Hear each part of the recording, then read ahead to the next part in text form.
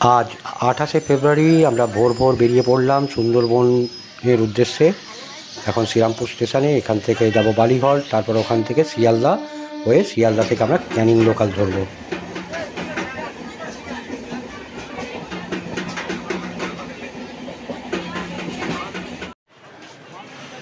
যে ট্রাভেল এজেন্সির সঙ্গে আমরা যাচ্ছিলাম, মানে যাওয়ার কথা ছিল, তো তারা বলেছিল 7:28-এর ট্রেন ধরতে, তাই আমরা অত সকালে বেরিয়েছিলাম। তো যাই হোক, এখানে এসে জানতে পারলাম 7:42-এ ক্যানিং লোকাল আছে, তো আমরা ওটাই ধরবো। তো ওয়েট করছি, এখনও প্ল্যাটফর্মে ট্রেন দেয়নি। এখন শিয়ালদা স্টেশনে আছি আমরা।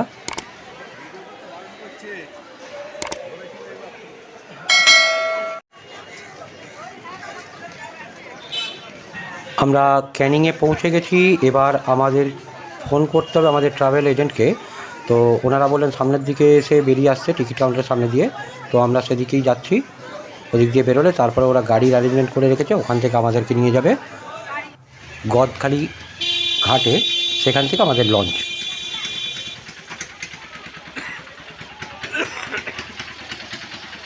ক্যানিং স্টেশনের বাইরে প্রচুর ট্রাভেল এজেন্টের অফিস আছে। এনারা সুন্দরবন ট্যুর করায়। অ্যাকচুয়ালি এনারা ট্যুর করায় না, এনারা হচ্ছেন ট্রাভেল এজেন্ট, এনারা কমিশন এজেন্ট বলা যায়। তো এনারা টিমটাকে ধরে ওখানে যারা অ্যাকচুয়াল ট্যুর করায় তাদের হাতে তুলে দেয় এবং মাঝখান থেকে কিছু কমিশন খায়। যে ট্যুর অপারেটরদের সঙ্গে আমরা ভ্রমণ করব সুন্দরবন 2 রাত 3 দিন, তারাই এই ম্যাজিক গাড়িটা ঠিক করে রেখেছে। আমরা এখন এই ম্যাজিক গাড়ি করে যাব গদখালি ঘাটে। এটা ক্যানিং স্টেশন থেকে প্রায় 33 কিলোমিটার রাস্তা। তো এই পথ আমাদেরকে এই ম্যাজিক গাড়ি করেই নিয়ে যাবে। আমরা আছি মোট 10 জন।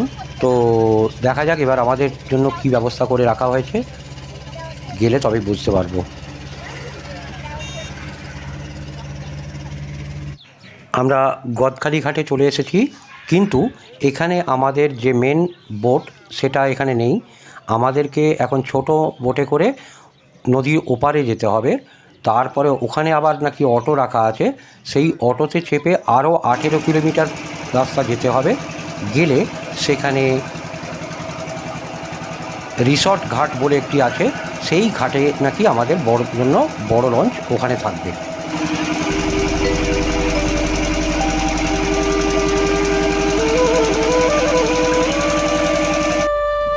আমরা রিসর্ট ঘাটে চলে এসেছি অটোতে চেপে। তো আমাদের বড় বোট মোটামুটি ঢুকছে দেখলাম। আমরাও এসে পৌঁছলাম, দেখলাম আমাদের বোটও ঢুকছে। তো এই বোটে করেই আগামী 3 দিন আমরা ঘুরে বেড়াবো সুন্দরবনের এ প্রান্ত থেকে ওই প্রান্ত।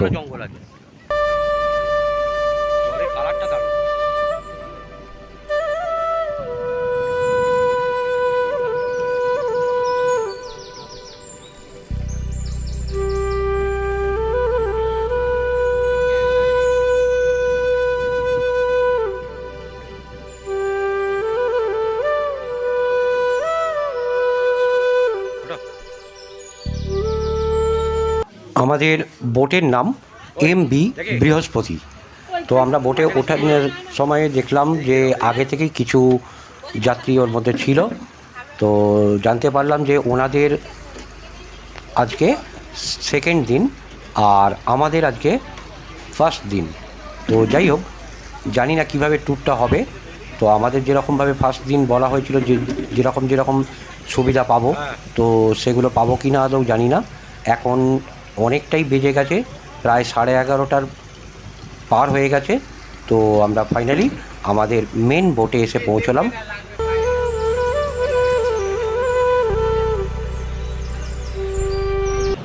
এটা হচ্ছে বিদ্যাধরী নদী। জলের রং খুবই সুন্দর, পরিষ্কার স্বচ্ছ জল। এখানে নদীতে কোনো রকম নোংরা প্লাস্টিক ইত্যাদি ফেলা একদম মানা আছে। তো যে কারণে দেখলাম জল একদম ঝকঝক করছে, পরিষ্কার।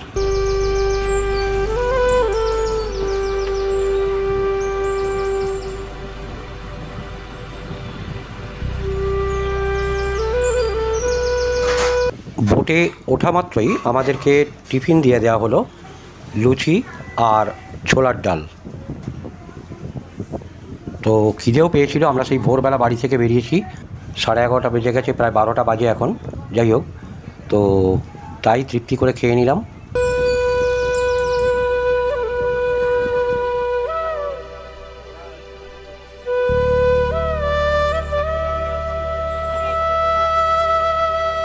পৃথিবীর সবথেকে বৃহত্তম ম্যানগ্রোভ অরণ্য হলো এই সুন্দরবন। এর আনুমানিক এরিয়া হচ্ছে 10,000 স্কোয়ার কিলোমিটার। এর 40% হচ্ছে আমাদের ইন্ডিয়াতে, আর বাকি 60% বাংলাদেশে অবস্থিত।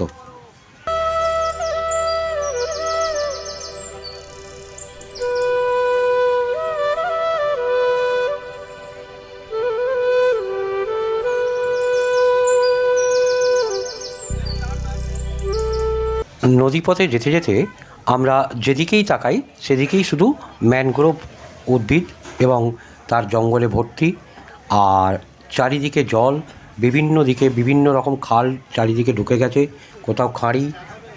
তো যাই হোক, বেশ ভালোই লাগছে।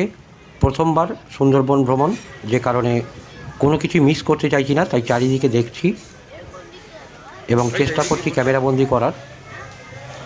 এখানে গেওয়া, গরান, হেঁতাল, সুন্দরী, কেওড়া ইত্যাদি বিভিন্ন রকম উদ্ভিদের সমাগম রয়েছে। তো বিশেষ করে আমরা গেওয়া গাছ, গরান গাছ আর হেঁতাল গাছ এইগুলোই দেখতে পেলাম। সুন্দরী গাছগুলো বলল যে একটু ভেতর দিকে হয়, ওরা নোনা জলে খুব একটা হতে হয় না, তো যে কারণে সুন্দরী গাছ সেইভাবে দেখতে পাইনি।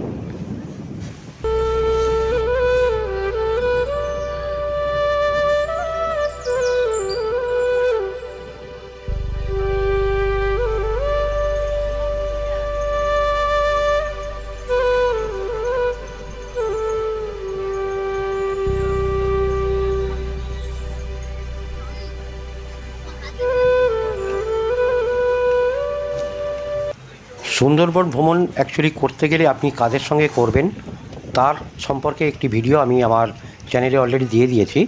তো এই ভিডিওর ডেসক্রিপশানেও আমি দিয়ে দেবো, তো আপনারা সেখান থেকেও দেখতে পারেন বা আমার চ্যানেলে গিয়েও দেখতে পারেন যে কাদের সঙ্গে আপনি সুন্দরবন ট্রিপটা করবেন, করলে সুবিধা হবে এবং কতটা পরিমাণ আপনার সাশ্রয় হতে পারে সেটাও আপনি আন্দাজ করতে পারবেন।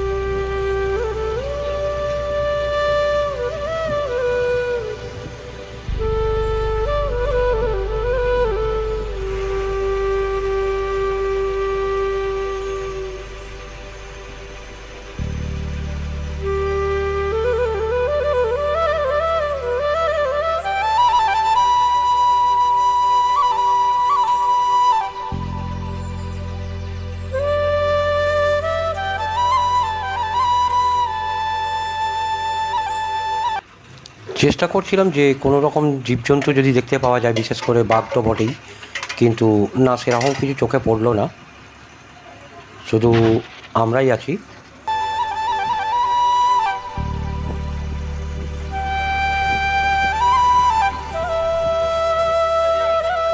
আমরা এসে পৌঁছলাম দোবাকি ক্যাম্প।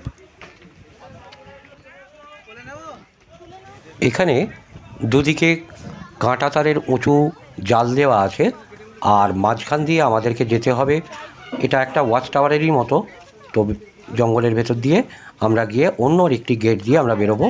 আমাদেরকে যে ঘাটে নৌকা নামিয়েছে সেই ঘাট থেকে আর উঠবো না, আবার নৌকাগুলি চলে যাবে অন্য ঘাটে, সেই ঘাটে গিয়ে আমাদেরকে নৌকায় উঠতে হবে।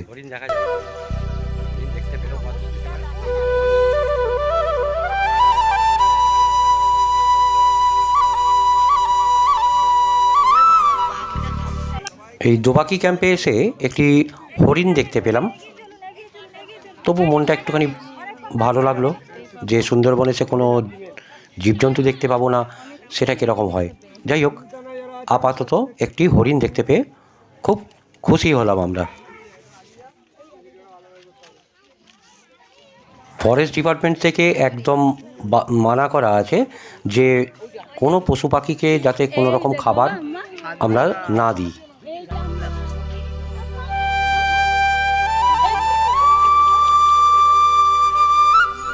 দোবাকি ক্যাম্প থেকে বেরিয়ে আমাদের বোট ছুটল আবার একটি স্থানের উদ্দেশ্যে।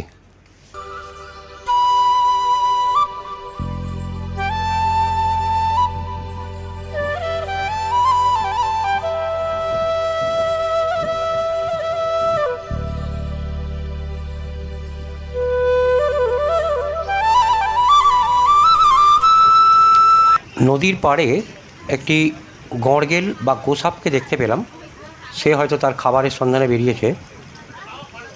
এটাও একটা ভালো লাগলো যে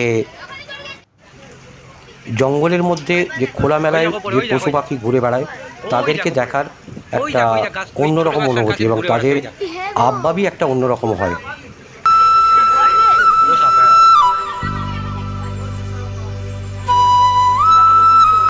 আমাদের হাতে আবার চলে এলো ফ্রেঞ্চ ফ্রাইয়ের প্লেট।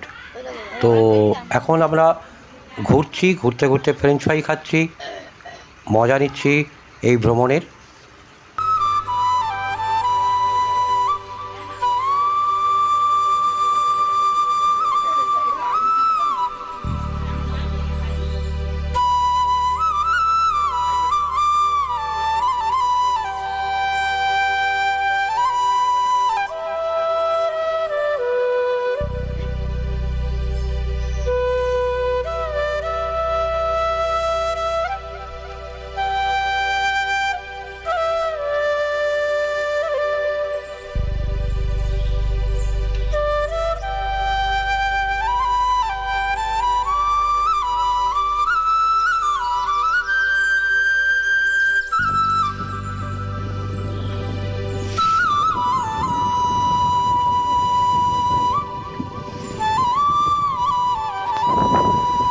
প্রায় 2টো নাগাদ আমাদের লাঞ্চ চলে এলো। আজকের লাঞ্চে ছিল ভাত, ডাল, একটা সবজি ছিল, সেই সঙ্গে ছিল কাতলা মাছ আর চিকেন কষা, স্যালাড, চাটনি, পাঁপড় আর একটি করে রসগোল্লা। নদীর বুকে কিছু বালিহাঁস দেখতে পেলাম যারা জলের মধ্যে ভেসে বেড়াচ্ছিল। আমাদের বোটটা যত কাছে এগিয়ে এলো তারা দল বেঁধে উড়ে চলে গেল অন্য জায়গায়।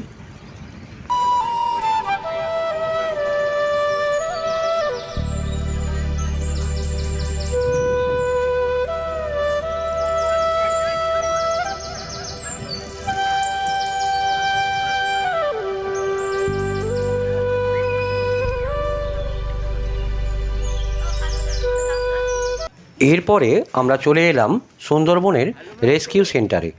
তো ওখানে বিভিন্ন রকম জীবজন্তুকে রেস্কিউ করে রাখা হয়, তাদের ট্রিটমেন্ট করা হয়, পরবর্তীকালে তাদেরকে আবার জঙ্গলে ছেড়ে দেওয়া হয়।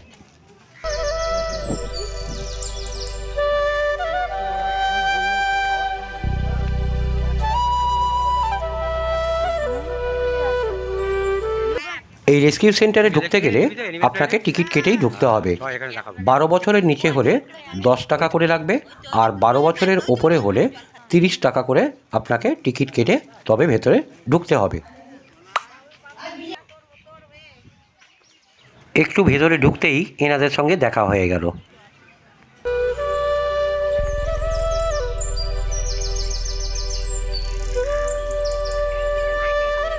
ভেতরে একটি খাঁচায় 2টি ময়ূর দেখতে পেলাম, তাদেরকেও আমার ক্যামেরায় বন্দি করলাম।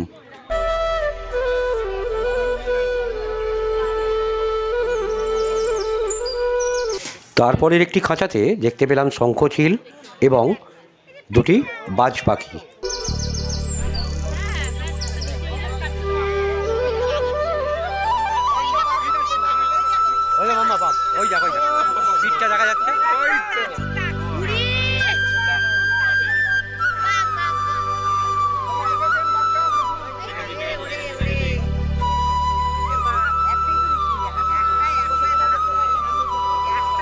আরেকটি খাঁচার ভেতরে দেখতে পেলাম বাঘ মামাকে। সে একদম এত ধার দিয়ে যাচ্ছে যে তার পিঠ ছাড়া আর কিছুই দেখা যাচ্ছে না, তবুও সেটাই দেখতে থাকলাম। কিছুটা দূরে গিয়েই কুমিরের দেখা পেলাম।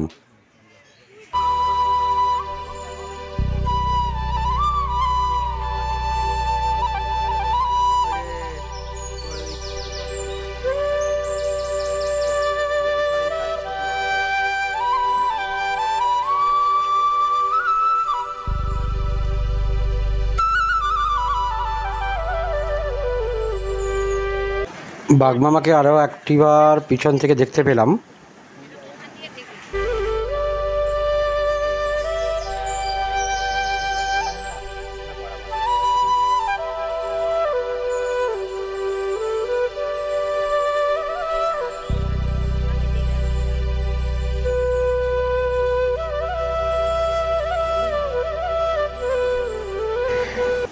রেস্কিউ থেকে বেরিয়ে আমাদের বোট ছুটে চলল এবার হোটেলের উদ্দেশ্যে। কিন্তু এটা খুব একটা ছোট পথ নয়, এটাও যেতে প্রায় 1.5 ঘন্টার মতো টাইম লাগবে।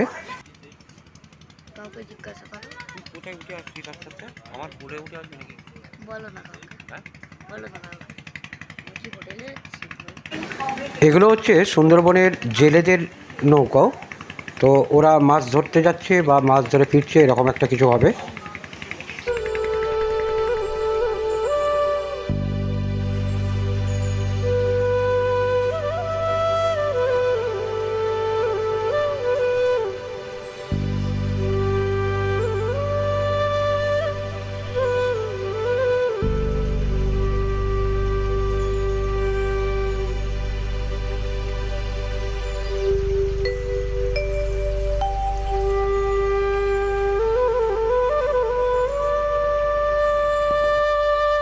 আমরা যেখানে এসে পৌঁছলাম সেটা হচ্ছে বালি গোসাবা।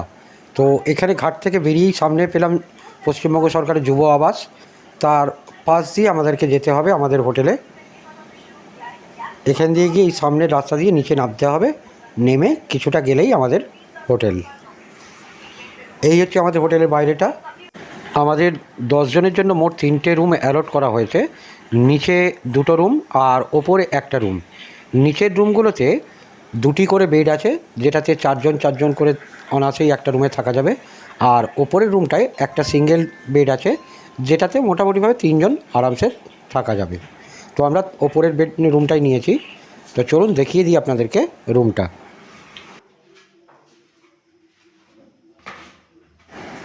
সিঁড়ি দিয়ে ওপরে উঠতেই একটা কমন ব্যালকনি আছে।